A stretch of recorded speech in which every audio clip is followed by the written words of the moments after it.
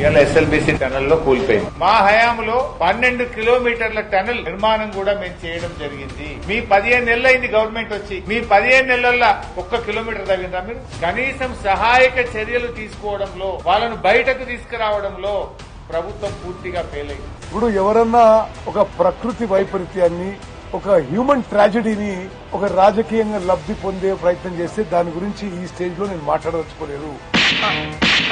మేము మాట్లాడాలంటే Srisailam left bank power project పేలిపోయినప్పుడు ఎంతమంది చనిపోయినరు, కాళేశ్వరం టనల్ లో ఎంతమంది చనిపోయినరు, మేడిగడ్డ బ్యారేజ్ ఎందుకు కూలిపోయింది, అవన్నీ మాట్లాడాల్సి వస్తుంది. అది నేను మాట్లాడదలుచుకోలేదు. ప్రతిపక్షాలు చాలా దురదృష్టకరం ఆ విధంగా మాట్లాడడం. ఈ దిగజారిన మాటలు అనవసరం. దేశ విదేశాల్లో ఉన్న బెస్ట్ టనల్ ఎక్స్పర్ట్స్ మేము ఇక్కడికి ఆహ్వానించి, మేము కూడా మంత్రులను కూడా 24 గంటలు, సంఘటన జరిగిన 3 గంటల నుంచి ఇక్కడే ఉండి సూపర్వైజ్ చేస్తున్నాము.